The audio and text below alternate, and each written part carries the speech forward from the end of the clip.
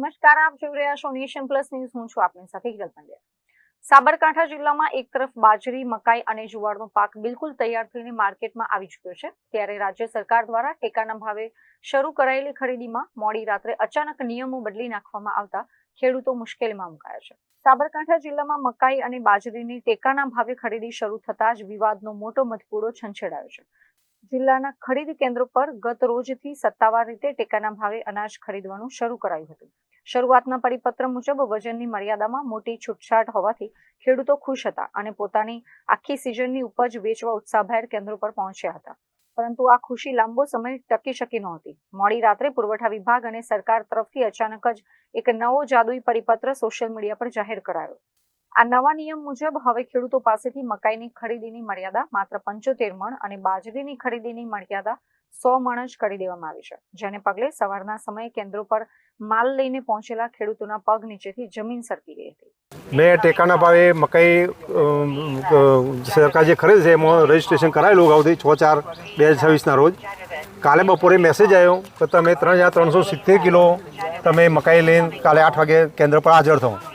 કેન્દ્રનું નામ તો લખ્યું નથી કયા કેન્દ્ર ઉપર, તો ધક્કા કરતાં અહીંયા પહોંચ્યા છીએ. અત્યારે વાવણીની અને એક બાજુ લણણીની સિઝન છે બાજરીની મકાઈની. હવે સાધનો મળતો નથી, અમારું પોતાનું સાધન છે નહીં. ભાડાનું સાધન કરીને લઈને આવ્યા છીએ. કોઈનું ટોલું લાવ્યા તો કોઈનું ટ્રેક્ટર લાવ્યા. ડીઝલ એક બાજુ મળતો નથી. ટ્રેક્ટર વાગે તમે ડીઝલ લાવો તો અમે તમારું ભાડું કરીએ. અમે લાઈનમાં ભરીને ડીઝલ લઈને ટ્રેક્ટરમાં ના લીધું, તારે ટ્રેક્ટર લઈને અહીં આવ્યા છે. હવે અહીંયા આવ્યા પછી કે તમારા 75 મણ મકાઈ એક ખાતા પર લેવાશે. હવે અમારા 168 મણ મકાઈ જે આવ્યું છે મેસેજ એ પ્રમાણે ભરાવાની થાય, એ પ્રમાણે સાધન કરીને અમે લઈને આવ્યા છીએ. અહીંયા તો કે 75 મણ મકાઈ લેવા. અને આ તો હવાનું કેન્દ્ર બંધ છે, કોઈ જવાબદાર કોઈ અધિકારીઓ કે કોઈ કર્મચારીઓ કોઈ દેખાતા નથી. હવે અમારા ટ્રેક્ટર તો અહીંયા પડી રહ્યો છે હવારોનો, અને હજી પાછો કદાચ કેટલો ટાઈમ પડી નક્કી નહીં. ટ્રેક્ટરમાં તો મીટર ચડવાનું જ છે. અમારે તો 2 દિવસનો ભાડો ખોટો પડી જાય. 2500 થી 3000 રૂપિયા એક વખત ભાવ લેશો તો ડબલ ભાડું માગવાના છે. હવે મારા ભાડું ક્યાંથી લઈને આપવાનું? અને આ સરકારે આવી જો પોલિસી રાખવી હોય તો પહેલાંથી જાહેરાત નથી કરવી.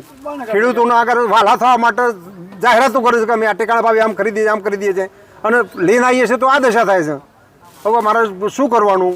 અમારે તો માગણી જ છે કે મને ટ્રેક્ટરનો ભાડો મળવો જોઈએ, અને આ જે સરકારે મેસેજ આપ્યો છે એ પ્રમાણે અમારી માલની ખરીદી થઈ જોઈએ.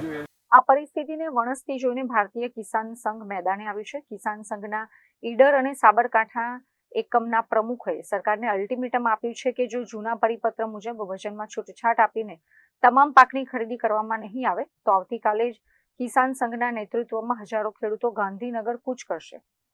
હવે જોવાનું એ રહેશે કે ગાંધીનગરના એસી ચેમ્બરોમાં બેઠેલું વહીવટી તંત્ર સાબરકાંઠાના ધરતીપુત્રોની આ વેદના સાંભળે છે કે પછી કૃષિ પ્રધાન રાજ્યમાં ખેડૂતોને ફરી એકવાર આંદોલનના માર્ગે ઉતરવું પડશે. સરકારે એમએસપી આધારે મકાઈ અને બાજરી માટે ખેડૂતોને ઈડર તાલુકા કેન્દ્રો બોલાયા છે, અને સરકારે આવતીકાલે ગઈકાલે પરિપત્ર કરી દીધો કે ખેડૂતની મકાઈ એક ખાતા 75 મણ અને બાજરી 100 મણ લેવાય છે. ખેડૂતોને મેસેજ આવ્યા કોઈને 200 મણ, 240 મણ, બાજરી 300 મણ. ખેડૂતો 2 ટ્રેક્ટર લઈને ભાડે લઈને આવ્યા, અને અહીંયા પરિપત્રને કોઈ મકાઈ તોડવાનું ના કહી દીધું. એટલે ખેડૂતોને આજે પાછું જવાનું વાળો હોય છે. અત્યારે હાલ વડાલી રાજ્યપાલ શ્રી આવેલા છે. ભારતીય કિસાન સંઘ તરફથી અમને રજૂઆત કરવામાં આવે છે તાત્કાલિક આનો સુધારો કરવો જોઈએ. જે ખેડૂતોએ જેટલું રજીસ્ટર કર્યું છે એટલી મકાઈ અને બાજરી લઈ લેવી જોઈએ. ના લેવામાં આવે તો ભારતીય કિસાન સંઘ આગામી સમયમાં ઉગ્ર આંદોલન કરશે, રોડ ઉપર આવશે. જિલ્લા લેવલે એવું નક્કી કરવામાં છે કે આગામી સમયમાં જો અમારો નિર્ણય નહીં આવે તો કોઈ પણ સરકારી કાર્યક્રમ થવા દેવા નથી. આવતીકાલે અમે 6 તાલુકાના 2 ગાડીઓ લઈ અને કૃષિમંત્રીને મળવાના છીએ. આના માટે તાત્કાલિક નિર્ણય લે, અને જે કૃષિમંત્રી જો કિસાન સંઘની વાત નહીં સાંભળે તો ખેડૂતો રોડ ઉપર આવશે, ઉગ્ર આંદોલન કરશે. સરકારી કોઈ પણ કાર્યક્રમ થવા દેવામાં આવતા નથી. સરકારે ઓચંતાનું રાતમાં એકદમ નવા કાર્યક્રમ ખેડૂતો રોડ ઉપર લાવી દીધા છે. બજારમાં આજે મકાઈ 380 રૂપિયા વેચાય છે, બાજરી 450 વેચાય છે. સરકારે જે નક્કી કર્યું છે એ પ્રમાણે અમારી બાજરી અને મકાઈ લઈ લેવી જોઈએ, ન કે અમે એવું આંદોલન કરવા માટે બંધાયેલા છીએ. અત્રે ઉલ્લેખનીય છે કે ખેડૂતોના હિતમાં જો સરકાર પોતાનો પરિપત્ર પાછો નહીં ખેંચે તો કિસાન સંઘે આંદોલનની ચીમકી ઉચ્ચારી છે. હવે આ મામલે સરકાર કેવો નિર્ણય લે છે એ હવે જોવાનું રહ્યું. Jitendra Solanki, nation plus news, Sabarkantha. સમાચારોના સતત અપડેટ મેળવવા માટે અમારી નેશન પ્લસ ન્યૂઝની યુટ્યુબ ચેનલને સબસ્ક્રાઇબ કરો, બેલ આઇકન દબાવો અને જોડાયેલા રહો ફેસબુક, ઇન્સ્ટાગ્રામ અને ટ્વિટર પર.